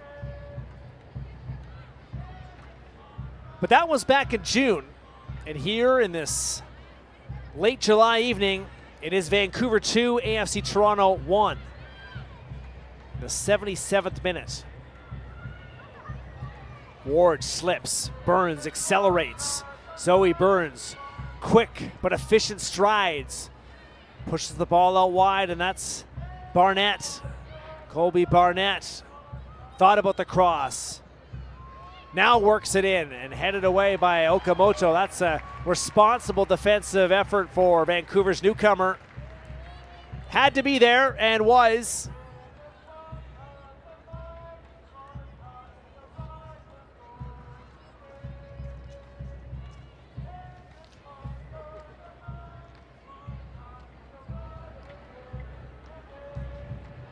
Rollins, Cathro look to combine again down this far side. Wright, though, will have none of that. Played back into the middle. Longhurst unable to advance the ball. Pachurski will try. Once again, big pressure comes from Toronto. And there's the ball forward, and it is just a half yard too far for Kaylee Hunter. As Vancouver once again under pressure, forced into mistakes. And if that ball is a yard or a half yard lighter, we're talking about Hunter with a grade A scoring chance. You can just tell and sense that AFC Toronto is just not done. Not done tonight with the attacking, despite the heavy travel schedule.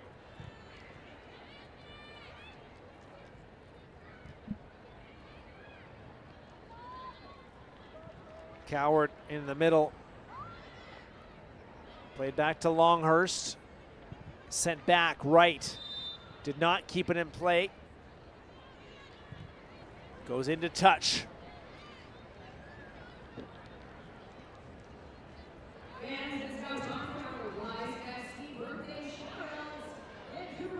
Heavy challenge there.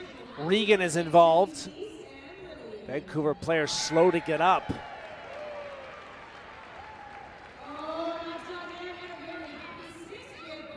Pachurski back on her feet, which is good to see. Chang has moved into more of a defensive position in the midfield, protected the 2-1 lead. Still lots of time to go. This time some more direct play from Vancouver. However, that pass is quickly cut off, and AFC Toronto, you could tell, trying to spring Kaylee Hunter on one of these quick passes. This one, the timing of the run was off.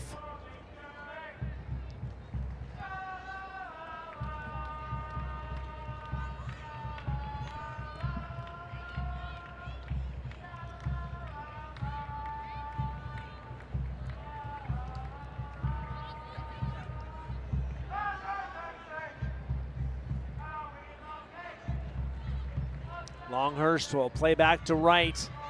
Into the middle for Chang. Finally with a bit of space. Haven't been able to say that for a while. Okamoto sees Burns running on hard, and everybody in the stadium has questions about that.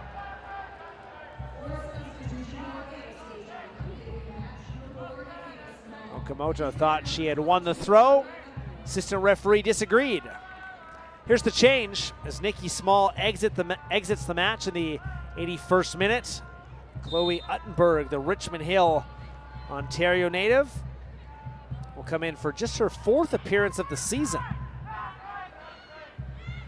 International for the island nation of St. Kitts and Nevis.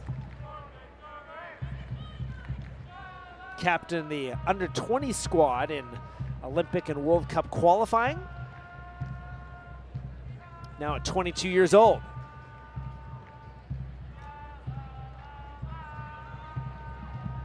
Burns wins the ball.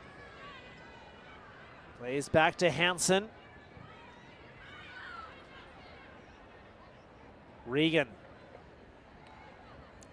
is once again watched by her Canadian international teammate Holly Ward.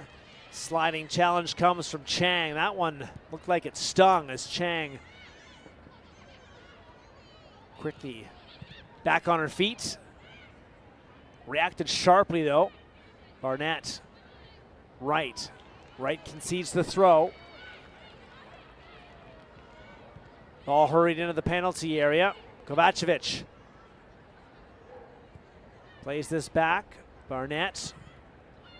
Ball, a high looping one sent in, and it's just away from Burns. AFC Toronto throw. Holly Ward asking questions, and Zoe Burns trying to capitalize. Less than 10 minutes to go now before stoppage time. Manor in an advanced role. Plays to Rollins. Rollins' ball trying to slice through again. Okamoto on her own delivers the ball away. One hopper over the head of Rollins. Mariah Lee, there's a miscommunication there as Manor was hesitant, but AFC Toronto let off the hook as Cowart whistled on the foul in the midfield. Rare miscue from AFC Toronto's back line.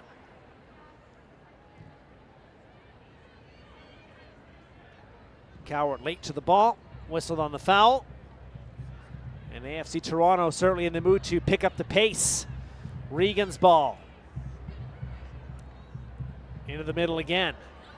Sent to Burns. In her club debut, an NSL debut. Running hard at Okamoto. Top of the penalty area, Stratigatkis. Great ball forward. Kovacevic, a drive, and that's blocked calmly by Faulkner, who barely reacts after taking that away from AFC Toronto's first ever signee. Jade Kovacevic, another attempt, blocked. Burns again. This is a nice little matchup here with Okamoto. Burns' ball, top of the penalty area, push towards goal. Chang counters, Kovacevic is there. And finally it's sent away. Ward has to be careful. He's able to get the ball by, and this could be Vancouver's big chance. Holly Ward running hard. Longhurst is there. Ward into the middle, strikes, doesn't get all of it. That's how she scored both of her goals against the Tides, is on this type of transition play where she just keeps on running. But AFC Toronto in the 84th minute does deal with it. And now the ball ahead to Kovacevic, who was surrounded by 3 players wearing the dark kits. No solution there.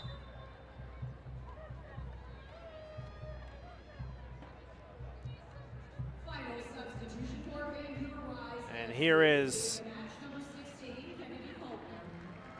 the final substitution. It is Sophia Hagman, the Stockholm, Sweden native, will come in for the first half substitute. Kennedy Faulkner put in a solid effort for her 7th appearance of the season. Coming into the match in the 15th minute. Hagman hasn't featured since May the 15th. Appearance number 6 for the 28-year-old Swede. And it will be all about defending right now. Barnett looking to cross. Ball is in. McCaslin with a touch. Comes to Burns. Left boot, no. Shifts to Regan. Regan and Ward look at each other. Ball comes back and it's sailed up and over top. Once again, it's a nervous moment for Morgan McCaslin, who is not able to secure this ball, and it's a dangerous moment. Just a touch. Not enough to clear from danger. And just wonder if Burns is able to put her laces through that ball.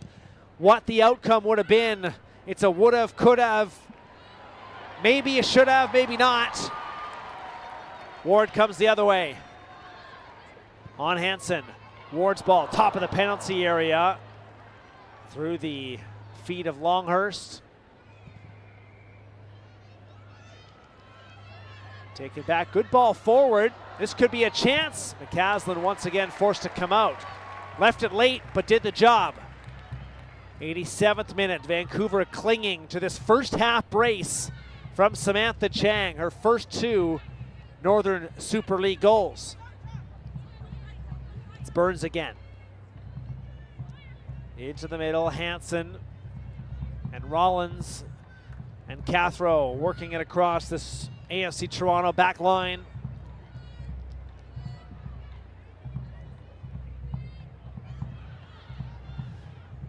One goal affair has captured everyone's attention here in Burnaby. AFC Toronto throw is on the way.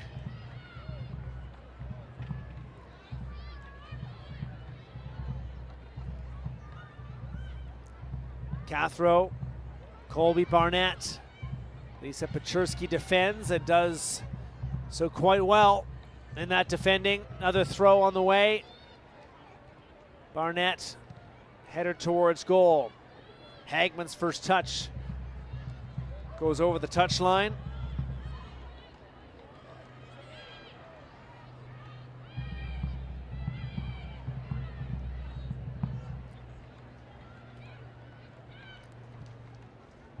Rollins. Ball up and over the top. Ward times the challenge well, and Vancouver wins the ball back. Not for long. Taken quickly back by Kayla Hansen. Sent away from goal again. Lee really the only Vancouver player in an attacking role right now, is in the 88th minute. Stratigatkis does well to keep it in play. Sarah Stratigatkis. Ball forward. And goes for a corner kick, as that's Uttenberg. And one of her first involvements, does well there. Here's the ball from Stratigatkis. Unless it goes off of Uttenberg, and I believe it does. Yes, and it is a goal kick. My apologies.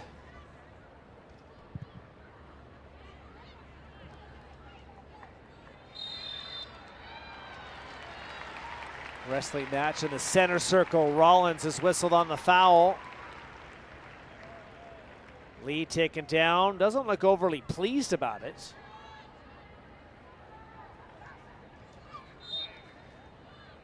Weller comes up.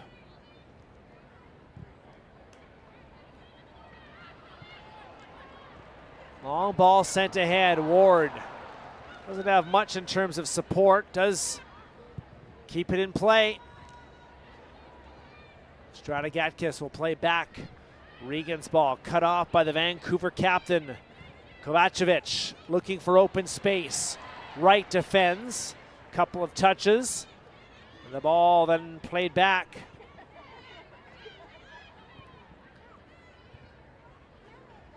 Vancouver has not had a home win at Swangard since May the 22nd. A 2-1 win over the Halifax Tides on that day. 3 straight without a victory on their home field. Moments away from changing that.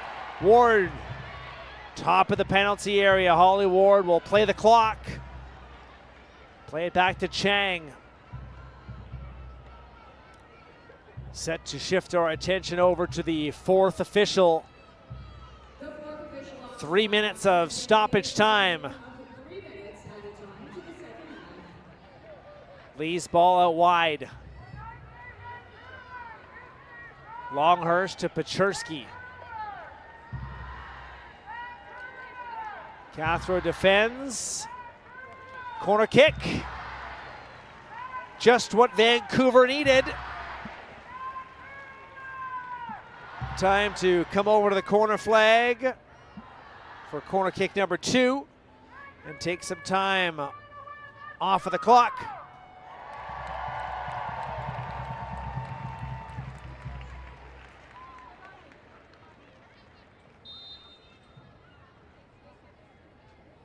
Chang and Pechurski will play short in the interest of time, and they do that to perfection.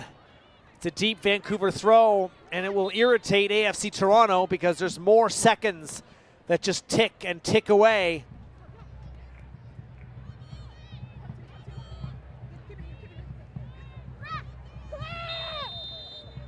Foul is given this time as bodies turn and tumble.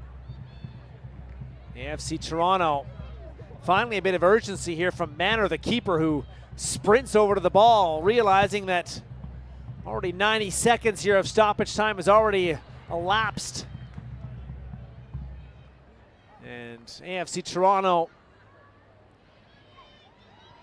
may just have a chance or two left here. Right, not able to keep it in play. So Regan will hustle this forward. Colby Barnett barks out instructions. Finally the throw comes. Hagman sends away. Elisa Pechurski will take the aerial routes for Mariah Lee. Mariah Lee, some nice hold-up play as we've now moved into the 3rd and potentially final minute of stoppage time. Longhurst. Lee. Pechurski. Manor comes out, spills the ball in a collision with her own defender and Hansen. And Hansen may need a moment, and Marie-Soleil Baudouin pointing to her watch saying that this will be added on. Good to see Hansen's okay. Manor will send it away. Maybe a couple of seconds extra there. Right. Ball played forward.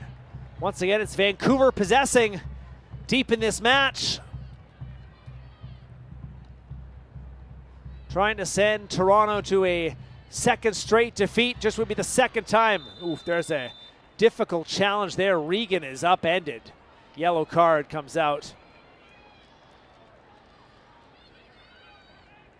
So Hagman, the substitute, goes into the book late.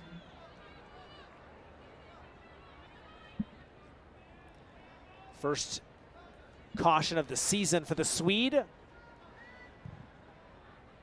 Might be the last action of this match. Sent away by the keeper, and it is! Vancouver has back-to-back victories, and 3 points have pushed the Rise further up the standings.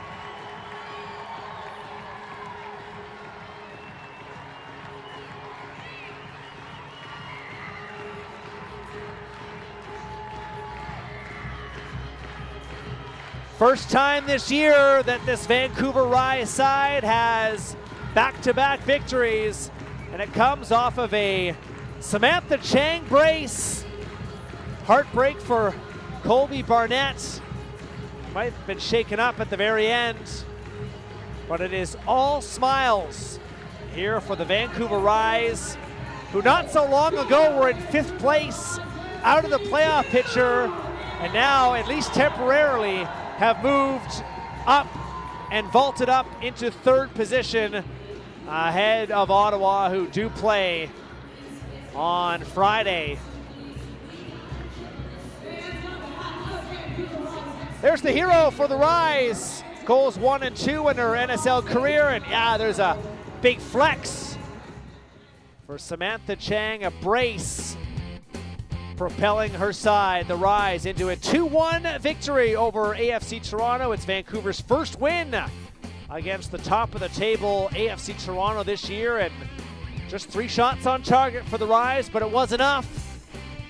13 total shots for AFC Toronto, but stifled in that second half, really, with just 3 shots on target as well. Vancouver does win back the possession battle with a stifling performance defensively in that second half. 5 AFC Toronto corner kicks do not result in a goal today. An early blunder from the Vancouver Rise put a worry into the fans on the home side, but Samantha Chang had other ideas. 2 for Chang, and Vancouver has 3 points in a 2-1 win over AFC Toronto. On behalf of all of us at the NSL, my name is Matt Cullen. Thanks for watching. You've been watching a production of the Northern Super League presented by BMO, the official bank of the NSL. Good night.